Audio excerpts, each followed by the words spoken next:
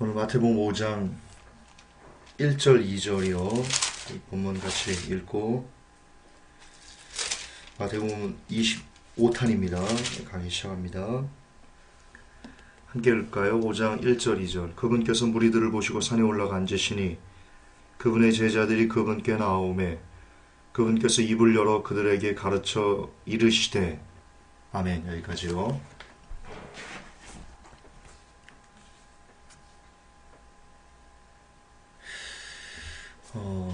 여러분, 이 마태복음 5장 2절에서 이 산상수훈이 시작되기 전에 예수님께서 입을 열어서 복음을 전하셨다라는 이 부분, 우리는 집중할 필요가 있지 싶습니다.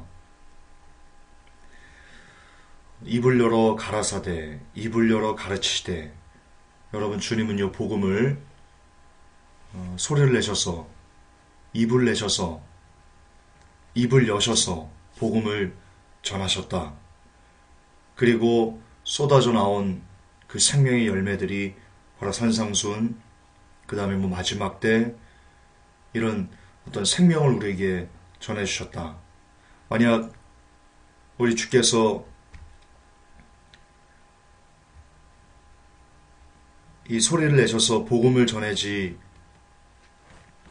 않으셨다면, 만약 그렇다면, 주께서 입을 열어 복음을 전하지 않으셨다면 우리는 산상수훈도, 그리고 칼빈이 아니라는 것도, 지금이 마지막 때라는 것도, 번영신학이 잘못됐다는 것도 등등 정말 아무것도 모른 채 열심히 지옥으로 그렇게 달려왔을 것입니다. 그러므로 입을 열어 복음을 전한다는 것이 여러분 굉장히 중요한 겁니다. 예수님께서 많은 하늘나라의 보호아들을 가지고 계십니다. 그런데 그분이 우리에게 가르쳐주지 않으셨으면, 그분이 복음을 전파하지 않으셨으면, 아무리 많이 알고 있는 거라도 표현하지 않으셨다면 유익이 안 됐겠죠. 여러분, 마찬가지라고 저는 생각합니다. 여러분들이 참 많은 것을 알고 있을 겁니다. 세상 사람들이 알지 못하는 것들. 제가 세계 금융을 움직이는 어둠의 세력 2가 있더라고요. 제가 도서관 가서 구해왔는데, 제가 1은 읽었는데 2는 제가 있는지 몰랐거든요. 2가 있더라고요. 제가 빌려서 읽었는데 여기에 이런 내용이 나옵니다. 19세기 영국의 유명한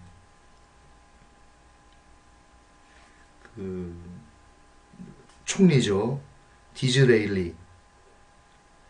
이 사람이 이렇게 아주 흥미있는 말을 남겼습니다. 세상은 겉으로 드러나지 않은 또 다른 세계를 알지 못한다. 이 세상은 일반인들이 상상하는 것과는 다른 인물의 손에 움직이고 있다. 그리고 이 책 보면 데이비드 록펠러, 그조차 이 로스차일드 가문에 사용된 장기말 중에 하나였다. 그렇게 폭로를 하고 있더라고요. 저도 이 책을 보면서 몰랐던 부분들을 새롭게 알게 된 그런 케이스가 좀 많습니다. 어쨌든 자, 디즈레일리, 영국의 19세기 총리입니다. 유명한 총리. 이 사람이 이 어둠의 세력에 대해서 아무리 많은 것을 알고 있다 할지라도, 그가 이렇게 잠깐 어떤 지나가는 것처럼 이렇게 짧게 어떤 어둠의 세력에 대해서, 뉴월드 오더에 대해서 말한다고 그것이 얼마나 큰 도움이 되겠습니까? 혹은 이것조차 말하지 않았다면, 이 디즈레일리가 이것조차 말하지 않았다면 어떻게 이런 책이 오늘날 나와서 우리에게 읽혀지겠습니까? 제가 뭘 말씀드릴 건지 여러분 감이 오십니까? 여러분이 알고 있는 것이 무엇입니까? 지금 마지막 때 알고 있습니까? 칼빈이 잘못했다는 걸 알고 계십니까? 번영신학이 아니라는 것,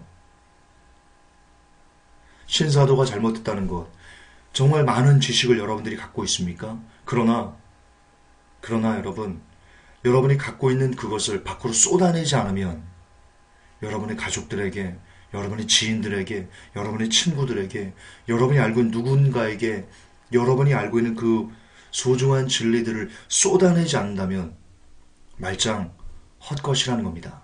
다시 강조하겠습니다. 예수님께서 많은 복음의 진리들을, 진수들을, 생명 그 자체를 알고 계셨습니다.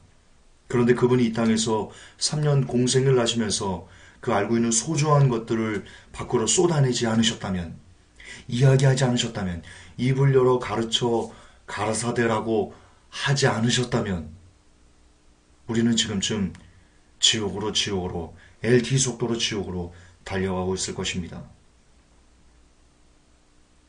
따라서 제가 2번, 3번 강조하지만 여러분이 알고 있는 그 진리를 외부에 여러분의 입을 열어서 표출한다는 것, 쏟아낸다는 것, 선포한다는 것, 여러분 이것은 생명이 또 다른 생명을 잉태할 수 있는 굉장히 귀한 사명이다.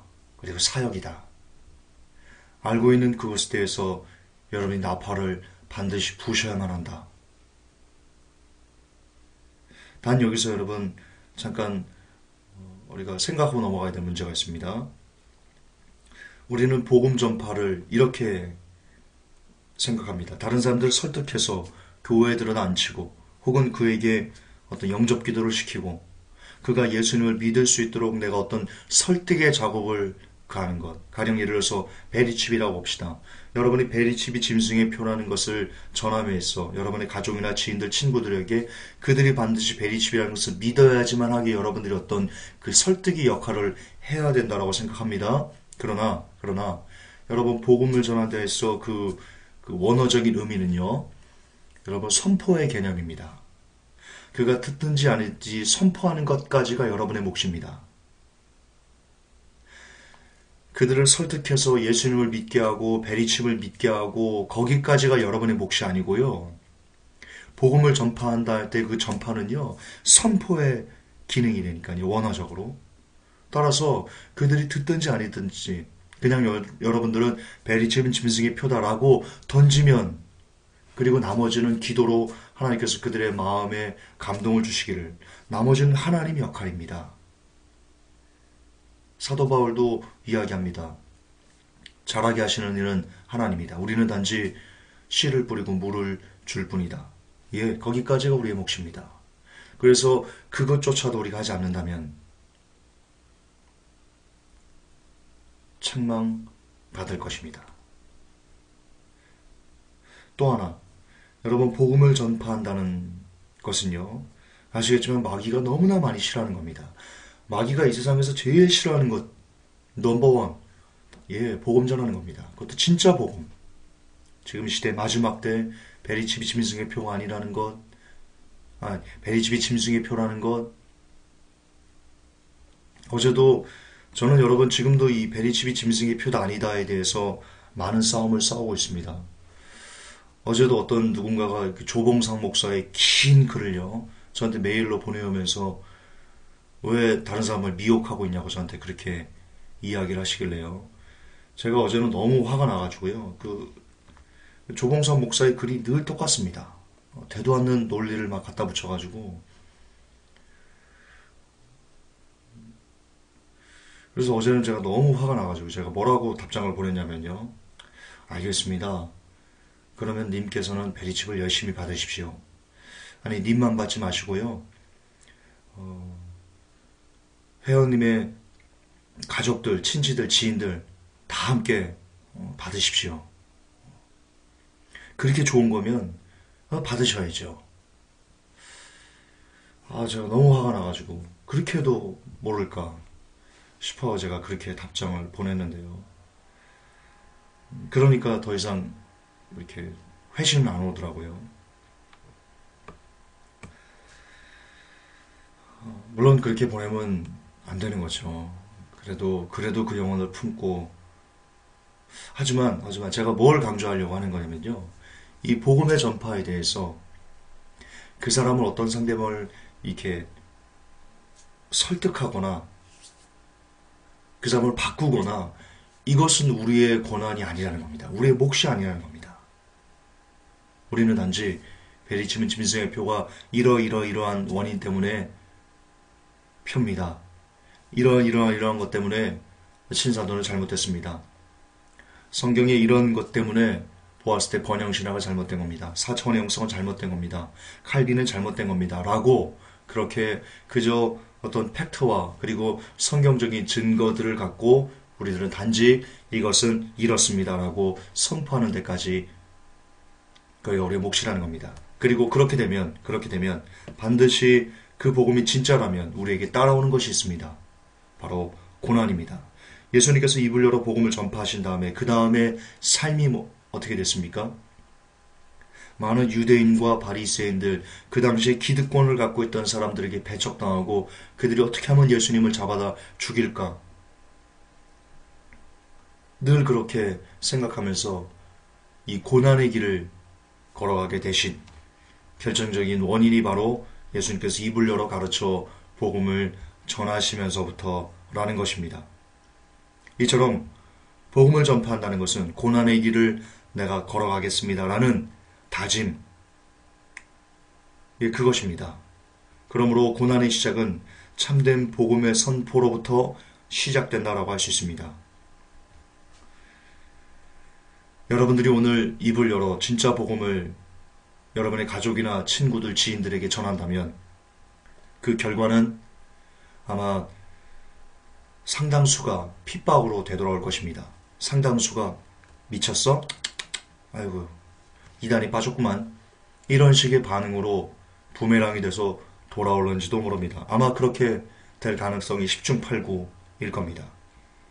그러나 예수님께서 고난이 자신에게 오는 것을 아시면서도 입을 열어 복음을 전하셨듯이 역시 여러분들도 예수님을 따라가야 되는 크리스찬이기 때문에 여러분의 입을 열어 여러분이 알고 있는 그 진리들을 반드시 다른 이들에게 전해야만 한다. 그 대가가 고난일지라도 그 대가가 핍박일지라도 말입니다. 왜냐면 이게 정말 핵심입니다. 왜냐면 우리 주군께서 우리가 섬기는 우리 주인께서 친히 입을 열어 복음을 전하시고 그로 인해서 고난을 받으셨기 때문입니다. 그러므로 거듭반복하지만 우리도 주군을 따르는 신하들이라면 그분의 백성들이라면 그분처럼 그분이 걸어가신 길을 우리도 쫓아서 우리의 입을 열어 복음을 전하고 그로 인해 핍박과 고난을 당하는 것이 마땅할 것입니다. 오늘도 친히 여러분의 입을 열어 고난의 잔을 스스로 받아 마시기를 기뻐하는 그런 초대교회 성도와 같은 성도 여러분 되시기를 예수님의 이름으로 부탁합니다. 하나님, 우리 주님께서 입을 열어 복음을 전하셨습니다. 그로 인해서 우리 주께서 고난의 잔을 마시셨습니다. 우리는 우리 주군을 따라가는 신하들, 그분의 백성들이라고 우리가 고백하고 있습니다. 그렇다면 우리도 우리 주군이 걸어가신 그 길을 우리도 똑같이 따라갈 수 있도록 오늘날 우리의 입을 열어 우리가 알고 있는 그 진리들을 나누게 하시고 그리고 그로 인해 주어지는 것이 핍박과 고난일지라도 그것을 마땅히 감내할 수 있는 그런 용기를 주시옵소서. 우리 주 예수님의 이름으로 기도하옵나이다. 아멘.